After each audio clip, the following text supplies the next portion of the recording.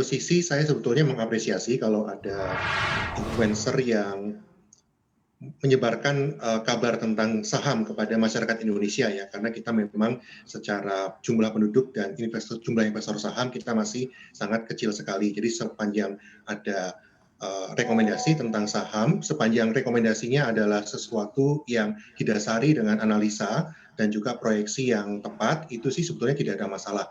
Yang investor tetap harus waspadai adalah semua rekomendasi analisa itu sifatnya masih berupa prediksi. Artinya bisa saja prediksinya salah. Kalau itu terjadi, sahamnya bisa mengalami koreksi. Itu yang harus diwaspadai oleh investor. Harus juga mengecek berarti ya fundamentalnya seperti apa, peersnya juga seperti apa, PBV-nya seperti apa. Secara teknikal juga kalau memberikan rekomendasi saham sebenarnya tidak salah, tapi harus sesuai dengan hitung-hitungan begitu ya Bung Wan ya, Anda melihatnya? Ya, yang namanya proyeksi ya tentunya harus ada dasarnya ya, apakah dari kenaikan pendapatan atau dari valuasi yang murah tadi. Tetapi semuanya sekali lagi tidak ada yang betul, tidak ada yang salah ketika kita merekomendasikan suatu saham. Yang ada adalah keyakinan investor akan apakah rekomendasi itu didasari fakta-fakta yang betul. Dan sekali lagi investasi pada saham selalu diikuti dengan resiko adanya penurunan. Ini yang investor harus waspada, jangan investor profit puluhan persen dalam waktu seminggu atau sebulan, saya akan seperti itu. Belum tentu seperti itu, karena timing dan juga kabar fundamental itu akan terus berubah.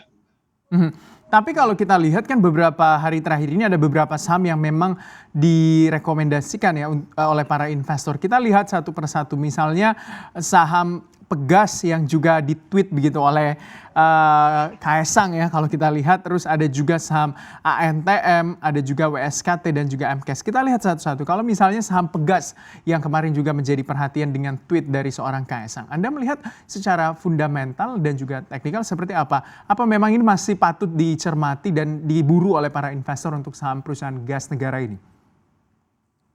Ya, untuk saham Pegas sendiri kemarin sempat mengalami koreksi karena permasalahan dari sisi pajak ya.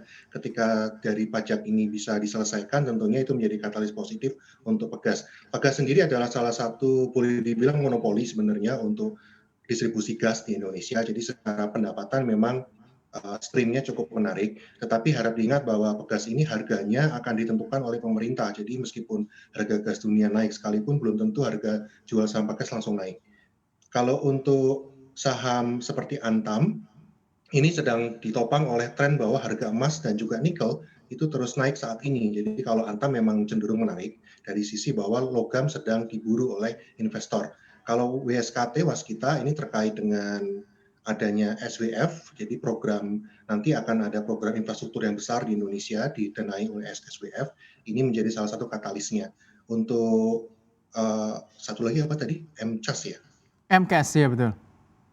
Ya, MKS. MKS ini cukup menarik karena untuk saham yang berbasis teknologi di Indonesia itu masih sedikit sekali. Jadi MKS ini salah satu pionirnya di saham yang ya boleh dibilang berbasis fintech begitu di Indonesia. Tetapi untuk khusus dari tadi 4 yang disebutkan, MKS ini dari sisi besarnya sahamnya itu paling kecil, dari sisi kapitalisasinya paling kecil, karena kapitalisasi kecil maka sahamnya akan cenderung sangat volatil. Untuk itu investor juga harus waspada juga bahwa begitu ada katalis negatif atau ada investor yang melakukan profit taking cukup besar, maka mungkin sekali untuk MKS ini koreksinya besar juga.